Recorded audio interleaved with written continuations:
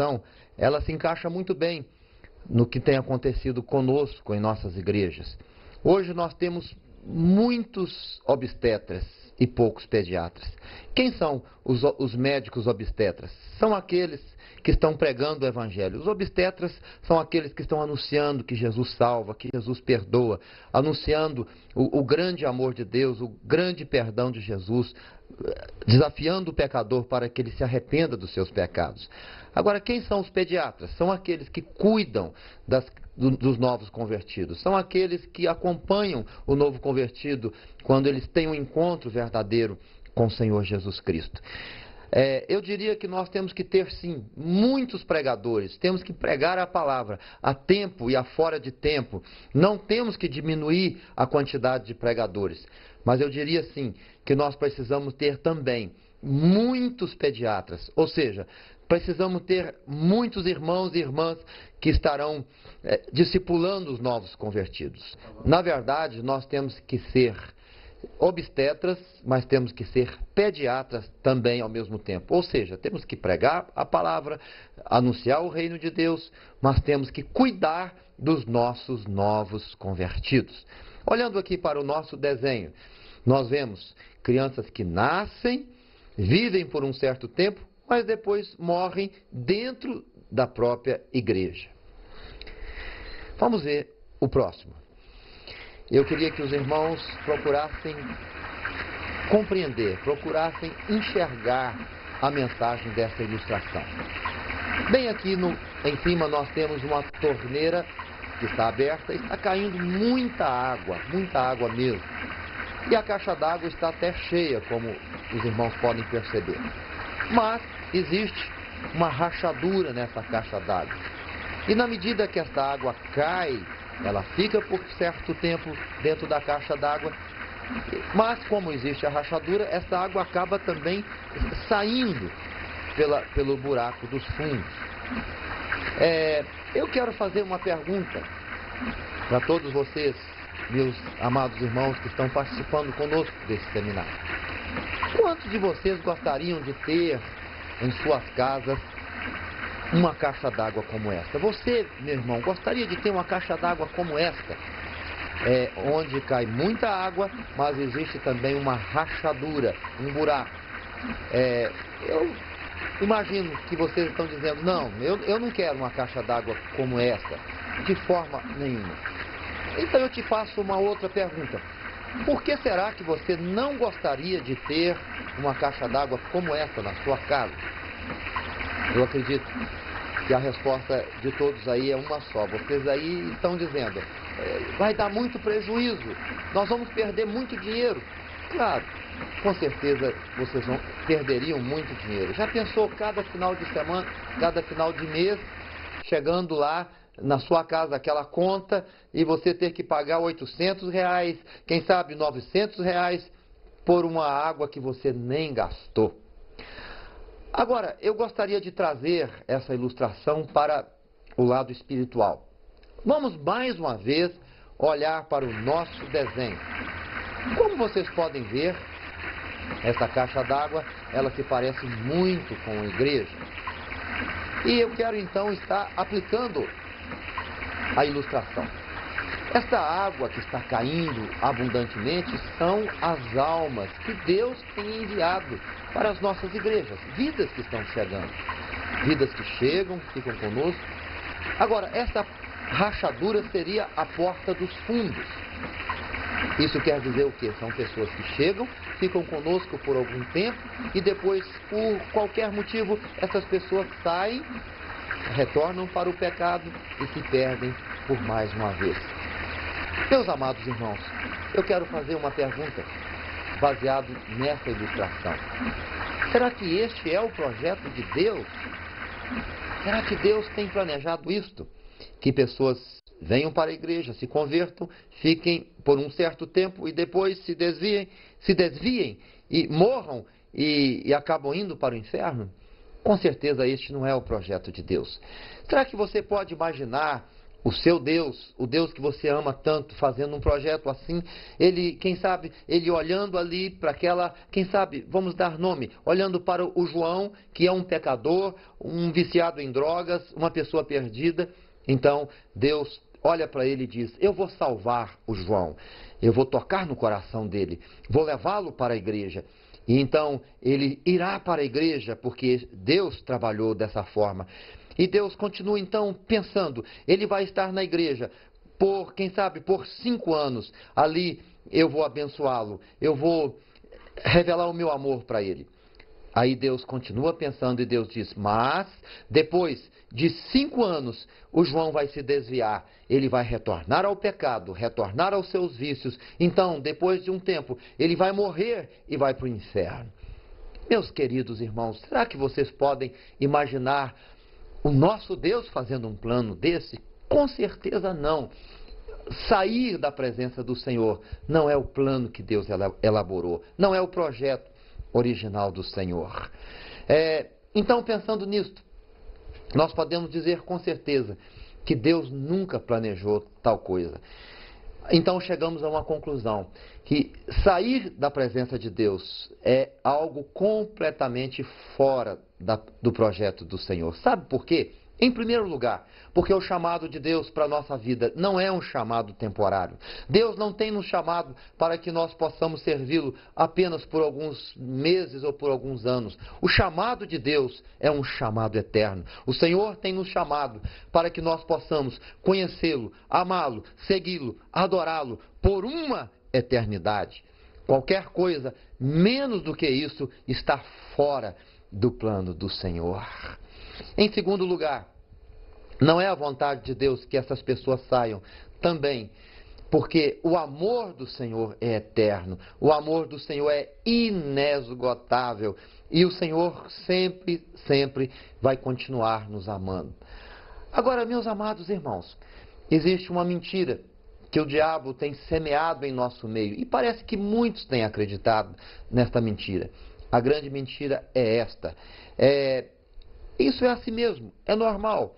Igreja é dessa forma. Muita gente até chega a dizer isso. Igreja é assim: entra gente e sai gente. Sai um e Deus manda outros. E me parece que a maioria de nós temos nos conformado com a perda de almas, com o prejuízo de almas. Assim como você não gostaria de ter uma caixa d'água na sua casa por causa do prejuízo, porque você estaria gastando dinheiro, Deus também não quer ter prejuízo no seu reino. E cada pessoa que se desvia, que se perde, cada vida que abandona o Senhor, isso no ponto de vista espiritual, no ponto de vista de Deus, é um grande prejuízo. Nós, às vezes, pensamos assim: como podemos saber que a nossa igreja está indo muito bem? E nós, como homens, às vezes usamos 2 critérios. O primeiro seria o critério financeiro. Nós pensamos assim: bom, 1 ano atrás a entrada da minha igreja era R$2.000.